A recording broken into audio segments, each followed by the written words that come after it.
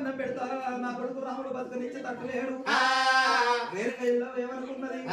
మంచి మంచోళ్ళే జాగరియ బాయి పాపం వీళ్ళని ఏమనాలి ఓ దిక్కు తోళ్ళు కనబడుతున్నాయి ఓ దిక్కు ఆర కనబడుతుంది మరి ఎట్లా ఏం ఎత్తు ఆరి అయినాడు ఒక్క మాదిగింటి ఇంటికి వచ్చి ఎల్లవ తల్లి ఎప్పుడు దండం పెట్టిందో రాకనే పోనుండను మా కడపల్లకి ఎప్పుడు వచ్చినవో ఈ కాడికెళ్ళి మా ఆడిబిడ్డ వన్నారు నేను వాడబడ్డావు ఏమంటారు మాదికి పోచని ఏమన్నాడు ఆ పోని పాచరము మాదికి మాత్రం ఇంకంటాట మాదికి మాత్రం ఇంకంటుంది ఒకవేళ నీ కొడుకు రాముడు రానే రాడు వచ్చననుకో ఏనాడు ఒక్క మా మాదికి కూడా ఉంచుతాడా ఇక వత్తు వద్ద అని ఏనాడు ఒక్క తన భర్త అంటుంటే ఆ మాతలింగం ఏమన్నది మరి నీకు సాటంటు సోటి ఇయ్యనంటే నీ వరాలు మొత్తం నాకు కావాలి నీకు వరాలం కావాలి నీ నడుమట్టి వరం కావాలి నీ నెక్కుల పట్టు సీరలు కావాలి నీ నెల్లికల్ల రైకలు కావాలి ఇవన్నీ వస్తువులు నాకు ఇచ్చినట్టయితే నాడు ఒక్క నీకు సాటంతో చూడు చూపిస్తానన్నది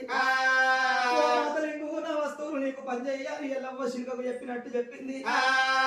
ఇది కదా అయిపోవు నీ 10,000 పట్టు సీర 5,000 అద్దాల రైకే నాకు అయితేనే నీకు సోటిస్తానన్నది ఆ కిందికెళ్ళి మిగతా ఆరాలు మొత్తం అయ్యేనాడు ఒక్క మాతలింగమ్మకు దానం చేసింది మాతలింగమ్మకు దానం చేసినాక ఎల్లవ తల్లికి ఏనాడు సిరిగిపోయిన సింపుల సీరి ఇచ్చింది ఆ మాతలింగమ్మ సీరనేమో ఎల్లవ తల్లి కట్టుకున్నది ఈ ఎల్లవ తల్లి సీరే మాతలింగమ్మ కట్టుకుంటుంది అమ్మా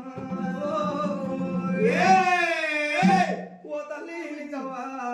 నా కొడుకు రాముడు రానే రాడు ఈ సీరతో ఏర్పాటు చేస్తాడు నా కొడుకు రాముడు మీ మెడల్లోకి వచ్చినప్పుడు చిన్న కత్తి తోడు పెట్టుకో పెద్ద కత్తి తోడు పెట్టుకో పెద్ద ఆర తోడు పెట్టుకో చిన్న ఆర తోడు పెట్టుకో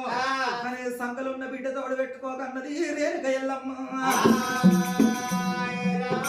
ఓ తల్లి సంకలున్న బిడ్డ తోడు నువ్వు ఇట్లా పెట్టుకున్నావు అనుకో సంకలున్న బిడ్డ మాయమైపోయారని జ్యోతి సుక్కై వెళ్తది